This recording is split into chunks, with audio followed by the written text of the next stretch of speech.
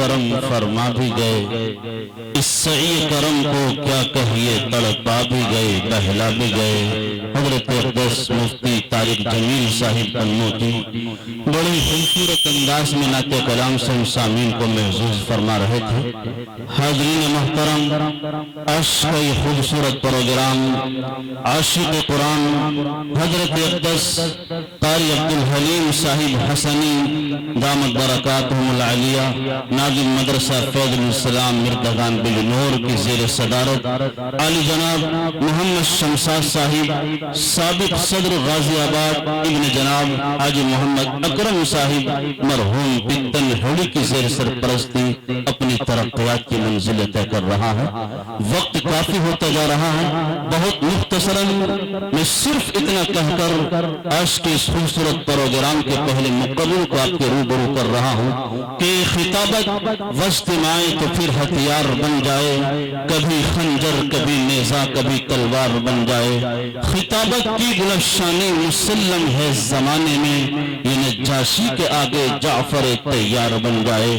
وہ عظیم خطیب کہ جہاں سے وعد و خطابت تبلیغ و ارشاد صلاح و اصلاح کے تیز دھارے ابلا کرتے ہیں، میری مراد جامع علم و عرفان شہنشاہ فکر و تدبر وہ عظیم خطیب کہ جس کے اندر وہ صلاحیت وہ عمل کا موجود ہے، وہ چاہے تو حکومت کی آنکھوں میں آنکھیں ڈال کر کے باتیں کرنے کا جذبہ رکھتا ہے۔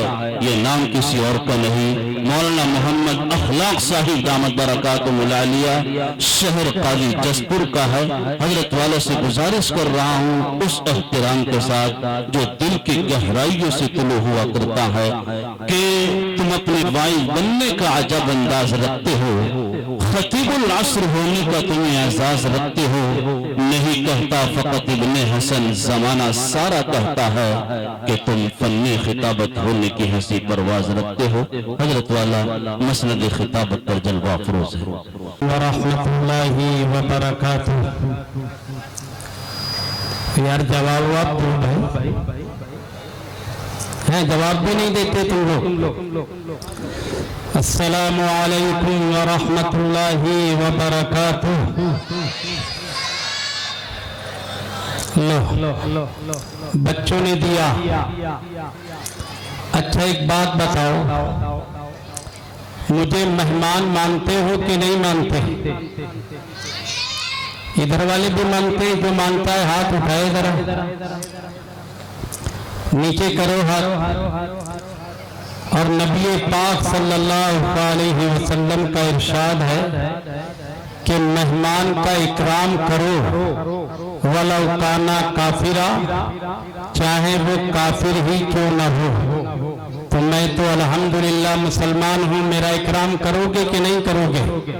جو کرے گا ذرا ہاتھ اٹھائے۔ ایک چھوٹی سی بات کہوں تو مان لو گے؟ سب جو جہاں بیٹھا ہے وہیں کھڑا ہو جائے ایک سیکنڈ کے لیے، جہاں بیٹھا ہے وہیں کھڑا ہو جائے۔ ماشاءاللہ۔ اب ذرا آگے آگے ہو جاؤ، درمیان کی جو جگہ ہے اور درمیان کا جو فاصلہ ہے یہ ختم کرو، آگے ہو کر کے بیٹھو۔ ماشاءاللہ، بہت خوب۔ میں دعا کرتا ہوں کہ اللہ آپ سب کی بخشش فرمائے، آپ کے لیے جنت کے فیصلے فرمائے، آپ کو دن دونی رات چوگنی ترقی عطا فرمائے۔ درمیان میں جگہ خالی نہ رہے، سب بیٹھ جائیں، مل جل کر کے بیٹھ جائیں۔ یہ درمیان میں کیا آپ نے جنات کو لٹانا ہے؟ آگے بڑھو ذرا چچا، تھوڑا آگے بڑھو۔ درمیان میں جگہ ہوگی تو شیطان بیٹھے گا اور پھر یہ کچوکے لگائے گا، آپ کو سمجھائے گا چل اٹھ یہاں سے کیا رکھا ہے۔ یہ سامنے جو احباب بیٹھے جوان آدمی ہو یار، اتنی سستی سے کام لے رہے ہو، آگے بڑھو ذرا۔ بہت خوب، اٹھو ذرا، اٹھو یار، اٹھ جاؤ اٹھ جاؤ۔ ہو سکتا ہے اللہ اسی پر بخشش کے فیصلے کر دے۔ آگے ہو جاؤ ذرا تھوڑا سا، یہ درمیان میں بہت جگہ خالی ہے ماشاءاللہ، اور وہ تو بہت پیچھے بیٹھے۔ اچھا ایک بات بتاؤ، جنت میں جانا چاہتے ہو کہ نہیں جانا چاہتے ہو؟ جانا چاہتے ہو تو ذرا آگے مل کر کے بیٹھو۔ نبی پاک صلی اللہ علیہ وسلم فرماتے ہیں کہ جو جماعت سے مجمع سے مل کر کے بیٹھتا ہے اللہ کی رحمت کا مستحق ہوتا ہے، اور جو مجمع سے دور ہو کر کے بیٹھتا ہے وہ اللہ کی رحمت سے بھی دور ہو جاتا ہے۔ بس تھوڑی سی یہ جو مجمع ہے یہ میری بات مان لے، تھوڑا یہ بھی آگے ہو جائے تو بس مزہ آ جائے، تھوڑا سا آپ آگے ہو جائیں، بس مل کر کے بیٹھ جائیں، یہ درمیان کی جو خالی جگہ ہے یہ پوری کر لیں، پھر میں بات شروع کرتا ہوں۔ مولانا ابن حسن صاحب مجھے ایسا لگ رہا ہے کہ گھڑی میں تو ابھی 11:15 بجے ہیں لیکن ان کے 12 بج گئے ہیں۔ ایک شعر مجھے یاد پڑتا ہے کہ بہت شور سنتے تھے ہاتھی کی دھن کا، جو دیکھا تو گز بھر کا رسہ بندھا تھا۔ یہ لوگ یہ طلبہ جو کھڑے ہیں یہ بھی بیٹھ جائیں تھوڑی دیر کے لیے، بیٹھ جاؤ یار، تم لوگ تو سارا ماحول ہی بگاڑ کر کے رکھ دیتے ہو، بندہ کیا کہے، کیا سنے، کیا گفتگو کرے۔ الحمدللہ الحمدللہ الذی ابدع الافلاک والارضین والصلاة والسلام علی من کان نبیا وآدم بین الماء والطین وعلی آلہ واصحابہ اجمعین، اما بعد فاعوذ باللہ من الشیطان الرجیم، بسم اللہ الرحمن الرحیم۔ قال اللہ تبارک و تعالی فی القرآن المجید، ان الذین یتلون کتاب اللہ واقاموا الصلاة وانفقوا مما رزقناهم سرا وعلانیہ یرجون تجارتا لن تبور، صدق اللہ العظیم۔ قال النبی صلی اللہ علیہ وسلم تبرک بالقرآن فإنه کلام اللہ وخرج منه، او کما قال علیہ الصلاة والتسلیم۔ درود پاک پڑھیے، اللہم صلی علی سیدنا وعلی آل سیدنا ومولانا محمد وبارک وسلم تسلیما کثیرا کثیرا۔ رب اشرح لی صدری ویسر لی امری واحلل عقدۃ من لسانی یفقہوا قولی۔ کہنے والے نے کہا اور بہت خوب کہا، اگر سمجھو تو بات بنے۔ علماء سے خصوصی توجہ چاہتا ہوں اور شاعر کے اشعار پڑھتا ہوں۔ شاعر کہتا ہے، آسمان زمین پر نہیں آنے والا، آسمان زمین پر نہیں آنے والا، اب کوئی بن کے پیغمبر نہیں آنے والا۔ پیاس کہتی ہے کہ ریت نہ چھوڑی جائے، پیاس کہتی ہے کہ ریت نہ چھوڑی جائے، اپنے حصے میں سمندر نہیں آنے والا، اور اپنے کعبے کی تمہیں خود ہی حفاظت کرنی ہے، اپنے کعبے کی تمہیں خود ہی حفاظت کرنی ہے۔ اب ابابیلوں کا لشکر نہیں آنے والا۔ اور کسی نے کہا، حسن سراپا خلق مجسم صلی اللہ علیہ وسلم، اس پہ گواہ قرآن مکرم صلی اللہ علیہ وسلم۔ جس نے راہ میں کانٹے بچھائے، گالی دی پتھر برسائے، اس پہ چھڑکی پیار کی شبنم صلی اللہ علیہ وسلم۔ اور جس کی ہدایت رحم تو رحم، مفتی فہیم صاحب توجہ چاہتا ہوں، جس کی ہدایت رحم تو رحم صلی اللہ علیہ وسلم۔ اور کسی نے کہا اگر سن لو سمجھ لو تو میری تقریر کا سارا خلاصہ ان اشعار میں ہے۔ شاعر کہتا ہے نہ جانے کتنے صاحب ایمان زندہ ہیں، نہ جانے کتنے صاحب ایمان زندہ ہیں، بسا کے دل میں اپنے رب کا وہ فرمان زندہ ہے۔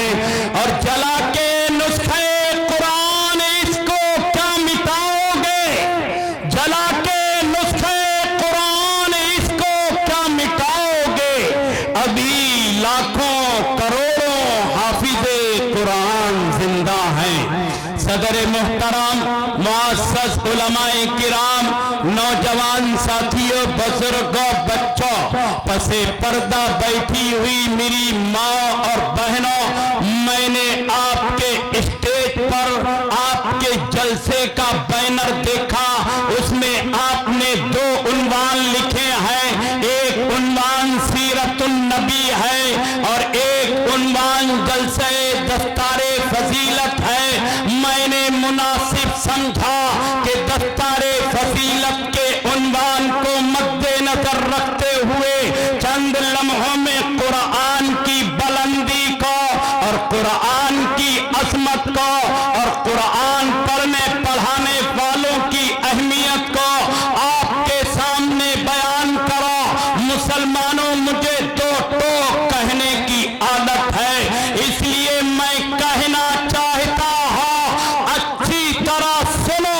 اگر گفتگو دل کے کانوں سے سنی اور دل کی تختی پر لکھی اور عمل کی نیت سے سنی تو آپ کا یہ جلسہ آپ کی زندگیوں میں تبدیلی پیدا کرے گا، آپ کی بلندی میں، آپ کی عظمت میں، آپ کی عزت میں 4 چاند لگائے گا۔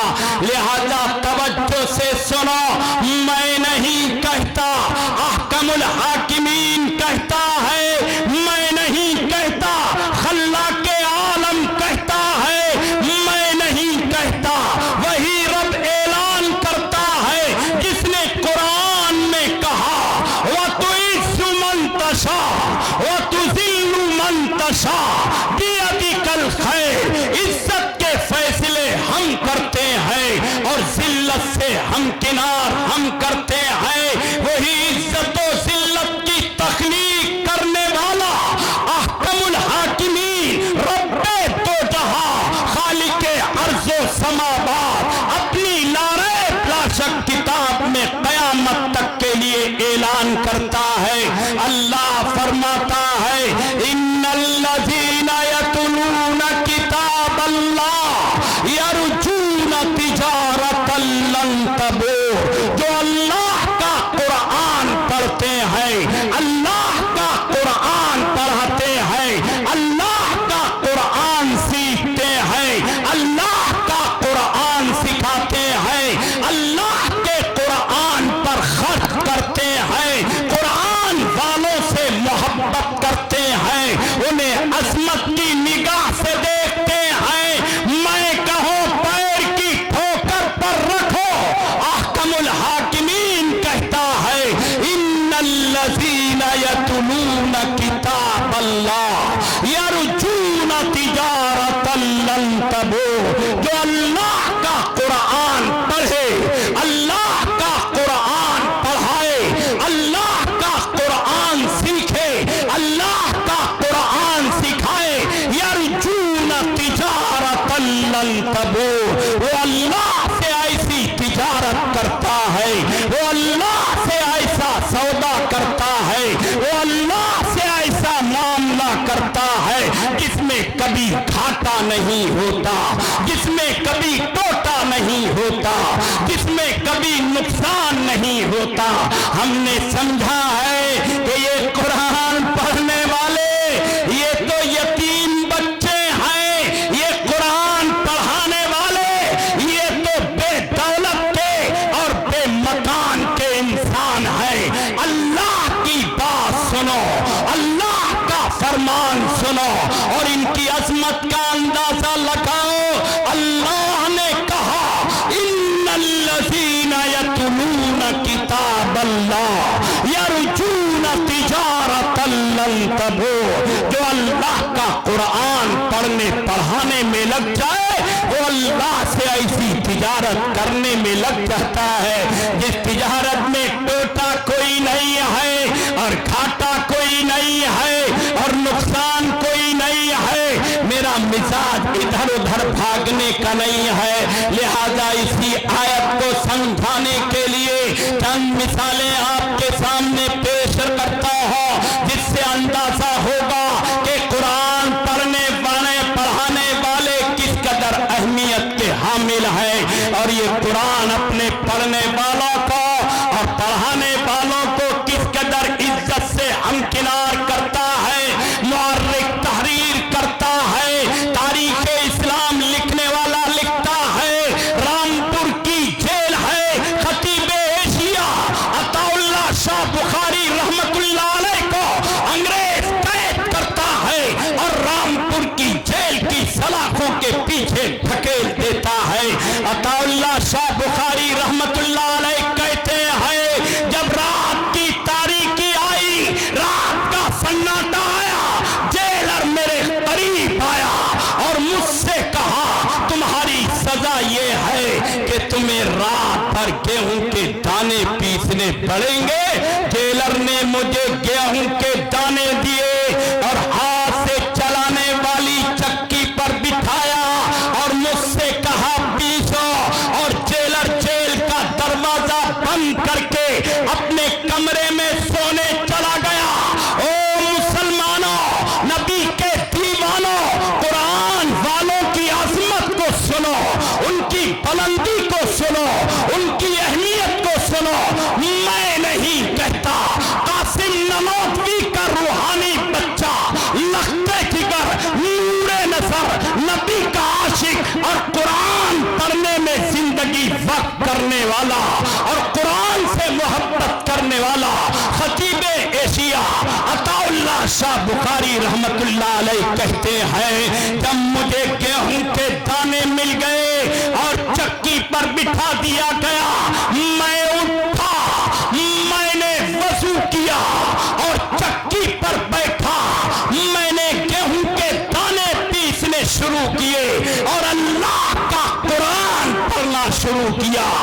मैंने पढ़ा यासीन वल कुरानिल हकीम इन्नका लमिनल मुरसलीन। अभी थोड़ी देर मुझे गेहूं के दाने पीसते पीसते और अल्लाह का कुरान पढ़ते पढ़ते हुई थी।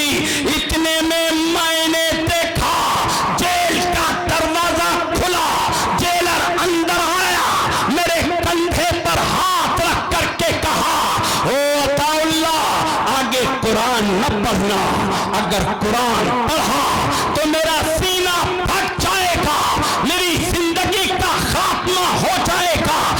मैं नहीं कहता, मुअर्रिख इस्लाम तहरीर करता है।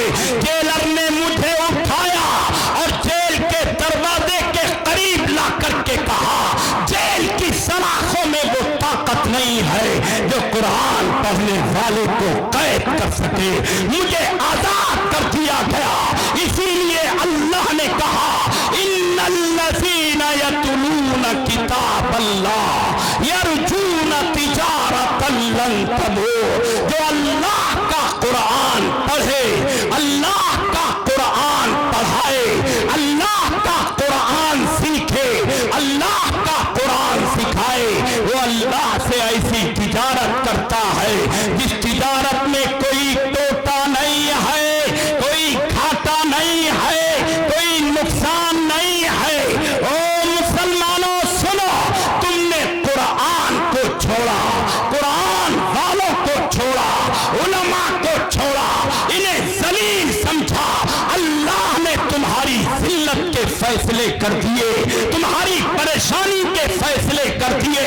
तो कहना चाहता हूँ सुनो, अलल ऐलान कहना चाहता हूँ सुनो, उलमा की मौजूदगी में कहना चाहता हूँ सुनो, इसलिए ताकि मेरी बात का कद बढ़ जाए, मेरी बात को सनद मिल जाए।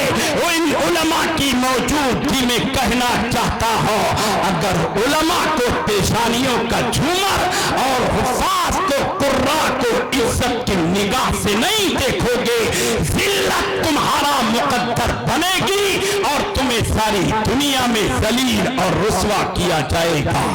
ہم نے سمجھا حافظ جی ہے، اس کے پاس ہے ہی کیا، بس قرآن ہے، روٹیاں کھاتا ہے، ادھر ادھر کھاتا پھرتا ہے، اس کے علاوہ اس کے پاس کیا ہے؟ مسلمانوں، میں تمہیں تمہاری غیرت کا، حمیت کا، ایمانداری کا، سچائی کا، صداقت کا واسطہ دے کر کے پوچھتا ہوں، تمہیں تمہاری ماں کے دودھ کی قسم سچی بات کہنا، علل اعلان کہنا، دو ٹوک کہنا، میری بات کا سوال کا جواب دینا۔ مسلمانوں، جس کے سینے میں اللہ کا قرآن ہے، جو حافظ قرآن ہے، دنیا کی ساری ڈگریاں اس کا مقابلہ نہیں کر سکتی، اس لیے کہ وہ نبی کے مصلی کا وارث بن رہا ہے، نبی کے منبر کا وارث بن رہا ہے، اور دنیا کی ڈگریاں حاصل کرنے والا پیسہ کمائے گا، پیسہ حاصل کرے گا، اس کی کیا اوقات ہے؟ حافظ قرآن کے سامنے جو نبی کے مصلی کا وارث بن رہا ہے اور نبی کے منبر کا وارث بن رہا ہے۔ آگے سنو، صاحب روح المعانی نے ایک حدیث نقل کیا ہے اور بڑی عجیب و غریب حدیث نقل کیا ہے۔ صاحب روح المعانی کہتے ہیں اللہ کے نبی ہیں، اللہ کے پیغمبر ہیں، آمنہ کے رکھتے جگر وجہ تخلیق کائنات ہے، مسجد نبوی میں تشریف فرما ہے اور صحابہ کی مقدس جماعت ہے، صحابہ کا مقدس پاکیزہ مطہر ٹولہ ہے، صحابہ آپ کے گردا گرد بیٹھے ہوئے ہیں، اتنے میں ایک اجنبی شخص داخل ہوتا ہے، نبی کے قریب ہوتا ہے اور نبی کے ایک چہیتے کی جانب، نبی کے ایک صحابی کی جانب اپنی انگلی سے اشارہ کرتا ہے اور کچھ زبان سے کہہ کر کے واپس چلا جاتا ہے۔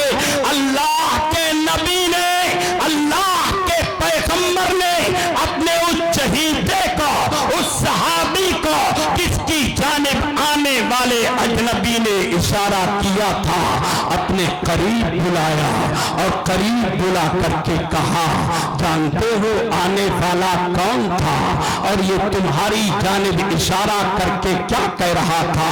نبی کے چہیتے نے کہا، نبی کے صحابی نے کہا، یا رسول اللہ، میں نہیں جانتا آنے والا کون تھا، میں نہیں جانتا آنے والا میرے بارے میں کیا کہہ رہا تھا۔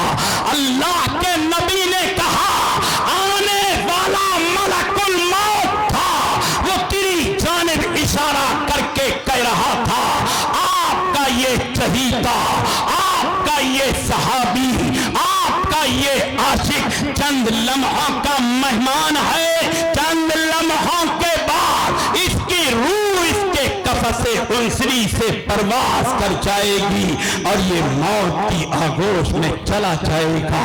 ہے مسلمانوں، صحابی کی عظمت کو ذرا ملاحظہ کرو۔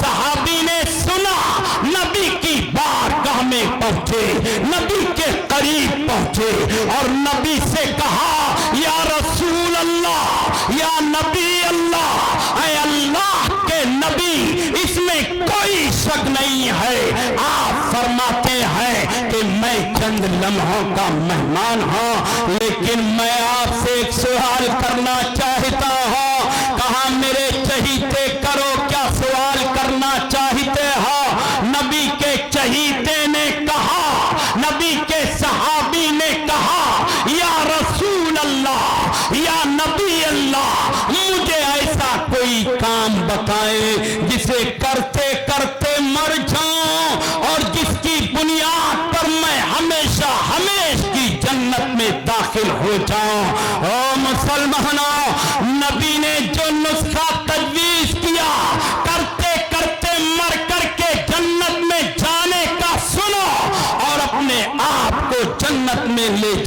والا جانے والا بناؤ۔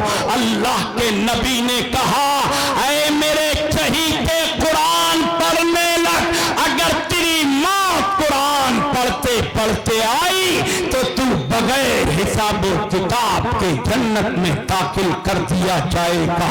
نبی کا چہیتا ہے، نبی کا صحابی ہے، قرآن پڑھنے میں لگ جاتا ہے، چند لمحوں کے بعد ملک الموت آتا ہے اور صحابی کی روح قبض کر لیتا ہے۔ مرنے کے بعد کسی صحابی نے خواب میں دیکھا جنت میں ٹہل رہے ہیں، پوچھا کیا ہوا؟ کہا قرآن پڑھنے کی بنیاد پر اللہ نے بغیر حساب و کتاب کے مجھے جنت میں داخل کر دیا۔ اس لیے اللہ نے کہا ان الذین یتلون کتاب اللہ یرجون تجارتا لن تبور، جو اللہ کا قرآن پڑھے، جو اللہ کا قرآن پڑھائے، جو اللہ کا قرآن سیکھے، جو اللہ کا قرآن سکھائے، وہ اللہ سے ایسی تجارت کرتا ہے جس تجارت میں ٹوٹا کوئی نہیں ہے، گھاٹا کوئی نہیں ہے، نقصان کوئی نہیں ہے۔ وقت بہت تیزی سے دوڑ رہا ہے، جو وقت مجھے دیا گیا ہے اس میں 22 منٹ باقی ہے۔ آخری بار آپ کی سماعتوں کے حوالے کرو اور اپنی بات کو اختتام پذیر کر دو۔ لیکن مسلمانوں، تمہیں تمہارے نبی کی غیرت کا واسطہ، قرآن کی عظمت کا واسطہ، اللہ کی طاقت و قدرت کا واسطہ، ایک ایک جملہ دھیان سے سنو، دل کی تختی پر لکھو، عمل کی نیت سے سنو۔ میں نہیں کہتا، اللہ کا ولی کہتا ہے، میں نہیں کہتا، قاری قرآن کہتا ہے، میں نہیں کہتا، عاشق قرآن کہتا ہے، میں نہیں کہتا، نبی کا دیوانہ کہتا ہے، اللہ کا ولی کہتا ہے، جسے پوری دنیا مولانا پیر ذوالفقار صاحب دامت برکاتہم کے نام سے جانتی ہے۔ بڑا عجیب و غریب واقعہ تحریر کرتے ہیں کہ پڑوس کے ملک میں ایک بندہ ہے جو حکومت کے بڑے عہدے پر فائز ہے، بہترین کوٹھی کا مالک ہے، مال و دولت کی کمی نہیں ہے، حکومت کا عہدہ پاس میں ہے، سارے لوگ جانتے پہچانتے عزت کرتے ہیں۔ اس کی شادی ہوتی ہے اور شادی کے بعد ایک لڑکا پیدا ہوتا ہے۔ لڑکا جب چلنے پھرنے کے قابل ہو جاتا ہے، باپ اس کا ہاتھ پکڑ کر کے چلنے لگتا ہے، اسے لے جانے لگتا ہے۔ گھر کی گھر والی مالکن، وزیر داخلہ، اس کی بیوی، بچے کی ماں پوچھتی ہے اسے کہاں لے کر کے جا رہے ہو؟ کہاں مکتب میں لے کر کے جا رہا ہو، مدرسے میں لے کر کے جا رہا ہو؟ کہا وہاں کیا کرے گا؟ کہا قرآن پڑھے گا۔ کہا پاگل ہو گئے کیا؟ ہم تو ٹھاٹے مالدار ہیں، ہمارا بچہ مدرسے میں مکتب میں ٹوٹے فرشوں پر پڑھے؟ ارے وہاں تو غریب بچے پڑھتے ہیں، ماں نے روک دیا، باپ مجبور ہو گیا، بہترین اسکول میں اس کا داخلہ کرایا گیا، اعلیٰ تعلیم دنیاوی اعتبار سے اسے حاصل کرنے پر لگایا گیا۔ کچھ دنوں کے بعد دوسرا بچہ پیدا ہوا، وہ چلنے پھرنے بولنے کے قابل ہوا، باپ نے اس کا ہاتھ پکڑا، لے جانے لگا۔ ماں نے کہا کہاں لے کر کے جا رہے ہو؟ کہا مکتب میں، مسجد میں۔ کہا کاہے کے لیے؟ کہا اللہ کا قرآن پڑھانے کے لیے۔ ماں نے، گھر والی نے پھر وہی جملے دہرائے، وہاں غریب پڑھتے ہیں، وہاں پنکھے نہیں ہوتے، اچھی بلڈنگیں نہیں ہوتی، صفائی صفائی کا ماحول نہیں ہوتا، خوبصورت فرشیں نہیں ہوتی، وہاں غریب پڑھتے ہیں، ہم تو ٹھاڈے مالدار ہیں، اچھے اسکول میں پڑھائیں گے، اس کا داخلہ بھی اچھے اسکول میں کرا دیا گیا۔ مسلمانوں، مسلم معاشرے کی ایک تصویر کھینچ کر کے آپ کے سامنے رکھنا چاہتا ہوں، کاش میں اس میں کامیاب ہو جاؤں اور آپ سمجھ کر کے اپنی زندگی میں تبدیلی پیدا کرنے کی کوشش کرنے والے بن جائیں۔ کچھ دنوں کے بعد تیسرا بچہ پیدا ہوتا ہے، جب وہ چلنے پھرنے کے اور بولنے کے قابل ہو جاتا ہے، باپ اس کی انگلی پکڑتا ہے، لے جانے لگتا ہے، ماں پھر بولتی ہے، گھر والی پھر پوچھتی ہے کہاں لے کر کے جا رہے ہو، کہاں مکتب میں لے کر کے جا رہا ہو، کہاں آپ کو سمجھایا نا، مکتب میں، مدرسے میں، مسجد میں قرآن غریب بچے پڑھتے ہیں جن کے یہاں کھانے کو نہیں ہوتا، پہننے کو نہیں ہوتا، ہم تو ٹھاڈے مالدار ہیں، ہمارا بچہ مکتب میں، مسجد میں، مدرسے میں نہیں پڑھے گا، شہر کے ملک کے بہترین مہنگے اسکول میں پڑھے گا، اس کا داخلہ بھی اسکول میں کرا دیا گیا۔ اللہ کا نظام دیکھو، یہ تینوں بچے اپنے ملک میں پڑھے، اپنے ملک میں پڑھنے کے بعد باہر ملک میں پڑھے، بڑی بڑی ڈگریاں حاصل کی اور دوسرے ملکوں میں نوکریاں کرنے لگے، وہیں انہوں نے اپنی شادیاں کر لی، ادھر باپ یہ سرکاری نوکری سے ریٹائر ہو گیا، گھر میں بیٹھ گیا، اب تنہا یہ ہے، یہ اس کی گھر والی ہے، باپ ہے بچوں کا، یہ ماں ہے، اور گھر میں کوئی نہیں ہے، لیکن کمایا تو بہت تھا، بینک بیلنس تو بہت تھا، آسائشیں بہت تھی، نوکر چاکر اور باندیاں بہت تھی، اس لیے آرام سے گزر رہی تھی، لیکن اللہ کا نظام، باپ بیمار پڑتا ہے، شوہر بیمار پڑتا ہے، پیسے کی کمی نہیں تھی، علاج کرایا گیا ملک میں، ملک سے باہر، لیکن کوئی فائدہ نہیں ہوا۔ دو جملے کہنا چاہتا ہوں، توجہ سے سنو، اگر بیماری ہو تو پھر علاج ممکن ہے، لیکن اگر بیماری اللہ کی پکڑ کی شکل میں ہو، موت کی شکل میں ہو، پھر اس کا کوئی علاج ممکن نہیں ہے، اور دنیا کا کوئی ڈاکٹر اسے صحیح نہیں کر سکتا۔ ڈاکٹروں نے جواب دے دیا، ان کی زندگی کا کوئی بھروسہ نہیں ہے، ان کا کوئی علاج نہیں ہے، انہیں گھر لے جاؤ، خدمت کرو، چند دنوں کے مہمان ہیں، موت آئے گی اور ان کی روح قفس انسری سے پرواز کر جائے گی۔ چاروں ناچار، ماں، بیوی، دوست، احباب انہیں گھر لے کر کے آ گئے، چند دن ہو گئے، ایک دن باپ نے کہا، شوہر نے کہا، میں اپنے تینوں لڑکوں کو دیکھنا چاہتا ہوں، انہیں بلاؤ، انہیں فون کرو۔ ماں نے فون کیا، تینوں لڑکے آ گئے، ابھی چند دن ہوئے تھے۔ مسلمانوں، اگر ایک جملہ بھی سلپ کیا آپ نے، مجھے تکلیف ہوگی، ایک ایک جملہ دھیان سے سنو اور اپنی زندگی کے بارے میں سوچو، ہم کہاں ہیں، ہمیں کہاں ہونا چاہیے تھا۔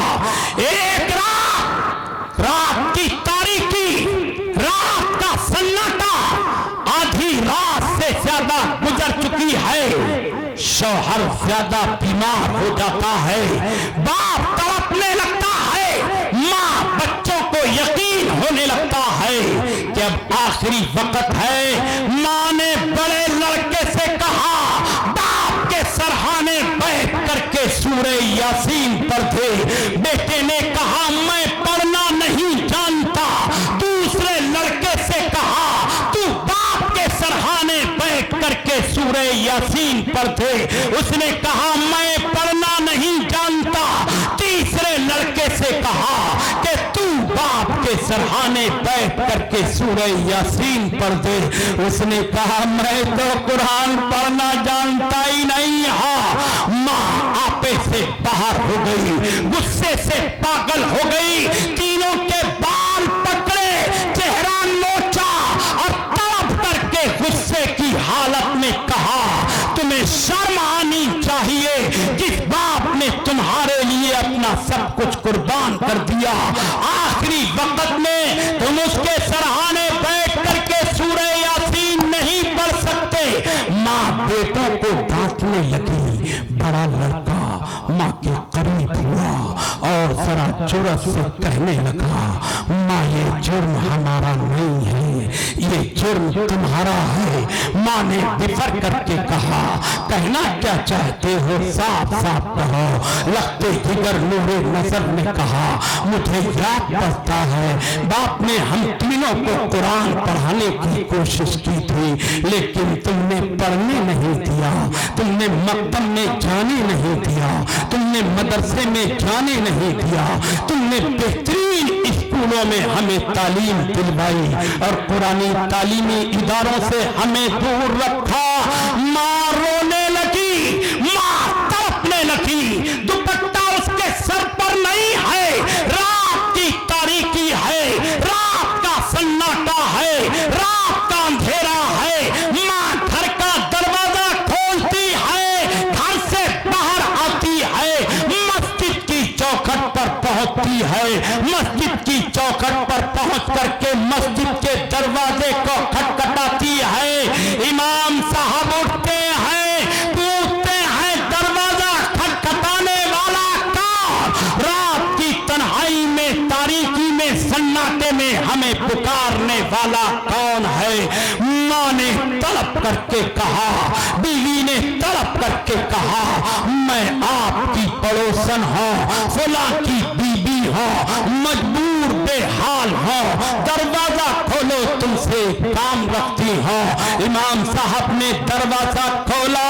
ماں نے بیوی نے تڑپ کر کے کہا میرے شوہر کا آخری وقت ہے, میں چاہتی ہوں آپ میرے گھر چلے, اس کے سرہانے بیٹھ کر کے سورہ یاسین کی تلاوت کرے. امام صاحب نے وضو کیا, کپڑے وغیرہ پہنے اور بیوی کے ساتھ اس کے گھر پہنچے, شوہر کے سرہانے بیٹھے, اللہ کا قرآن پڑھنا شروع کیا, سورہ یاسین پڑھنا شروع کی. جو مردہ ہونے کے قریب تھا, باپ شوہر تڑپ رہا تھا, اسے سکون آیا اور اس کی روح قفس انسوی سے پرواز کر گئی. بات یہیں پر ختم نہیں ہوتی مسلمانوں, سنو. اسے دفنا دیا گیا.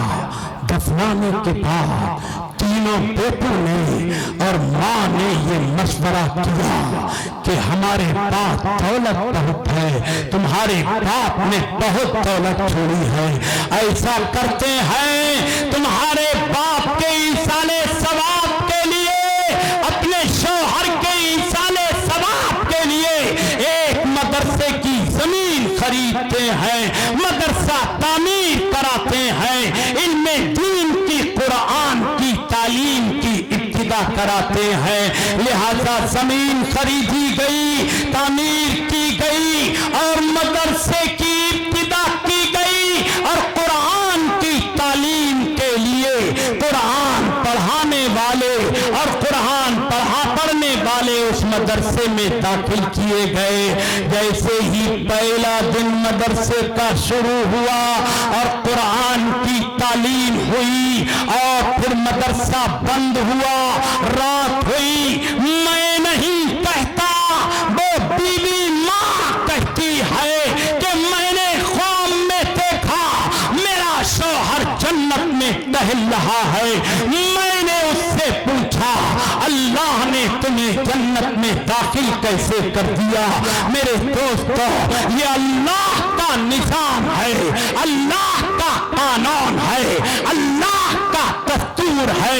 وہ دکھانا چاہتا بتاتا ہے کہ دیکھو ہم کسے نوازتے ہیں اور قرآن والوں کی ہمارے یہاں اہمیت کیا ہے۔ ماں کہتی ہے، بیوی کہتی ہے، میں نے خواب میں دیکھا میرا شوہر جنت میں ٹہل رہا ہے۔ میں نے پوچھا آخر کس بنیاد پر اللہ نے تمہیں جنت میں داخل کر دیا؟ اس نے کہا صرف جنت میں نہیں بلکہ بغیر حساب و کتاب کے اللہ نے مجھے جہنم سے بچا کر کے ہمیشہ ہمیشہ کی جنت میں داخل کر دیا۔ جب تک تم نے مدرسہ نہیں بنایا تھا، مدرسے میں قرآن کی تعلیم نہیں ہوئی تھی، میرا حساب و کتاب رکا ہوا تھا، میری بخشش نہیں ہوئی تھی، لیکن جیسے ہی مدرسے میں قرآن کی تعلیم شروع ہوئی، ایک دن تعلیم ہوتے ہوئے گزرا، اللہ نے بغیر حساب و کتاب کے مجھے ہمیشہ ہمیشہ کی جنت میں داخل کر دیا۔ اس لیے اللہ نے کہا ان الذین یتلون کتاب اللہ یرجون تجارتا لن تبور، جو اللہ کا قرآن پڑھتا ہے، اللہ کا قرآن پڑھاتا ہے، اللہ کا قرآن پڑھنے پڑھانے والوں سے محبت رکھتا ہے، اللہ کا قرآن پڑھنے پڑھانے والوں پر خرچ کرتا ہے، اللہ سے ایسی تجارت کرتا ہے جس تجارت میں ٹوٹا کوئی نہیں ہے اور گھاٹا کوئی نہیں ہے اور نقصان کوئی نہیں ہے، یہ تجارت اسے دنیا میں بھی کامیاب کرے گی اور آخرت میں بھی کامیاب کرے گی۔ میں نے بہت تیزی سے اپنے مضمون کو بیان کیا، لیکن گھڑی پھر بھی بہت تیزی سے مجھ سے زیادہ آگے نکل گئی۔ میں سمجھتا ہوں 45 منٹ مجھے بولتے بولتے ہو گئے ہیں۔ آپ لوگ میری بات سمجھے کہ نہیں سمجھے؟ جو نہیں سمجھا وہ ذرا ہاتھ اٹھائے۔ اچھا جو سمجھا وہ ہاتھ اٹھائے۔ او ماشاءاللہ سب سمجھے۔ تو پورے مجمع میں کوئی ایک بندہ ایسا ہے جو سب سے پہلے کھڑے ہو کر کے کہے میں مدرسہ تجوید القرآن کو 5000 روپے دوں گا، قرآن کی تعلیم کے لیے اور قرآن کی اشاعت کے لیے اور قرآن کی تبلیغ کے لیے، ہے اللہ کے نبی کا دیوانہ اور قرآن سے محبت کرنے والا 5000 مدرسہ تجوید القرآن کو پیش کرے یا دینے کا اعلان کرے۔ پورے مجمع میں کوئی ایک بندہ 5000 کا اعلان کرنے والا، لکھانے والا کوئی ایک بندہ ہے؟ تو تم تو ماشاءاللہ نام لکھو بھائی کا کیا نام ہے آپ کا؟ اور مجھے سنائی نہیں آ رہی، ذرا قریب آ کر کے بتا دو یار۔ عثمان کہاں رہتے ہو؟ فل سندہ 5000 روپے دینے کا وعدہ کر رہے ہیں۔ یہ جوان کہاں کا ہے؟ کہاں کے؟ ارے آگے تک پہنچاؤ بات یار۔ دیکھو اٹھے گا کوئی نہیں، چندہ دو یا نہ دو سب کو دینے والوں میں لکھا جائے گا، اگر بیٹھے رہو گے ثواب ملے گا۔ کہاں رہتے ہیں بیٹا؟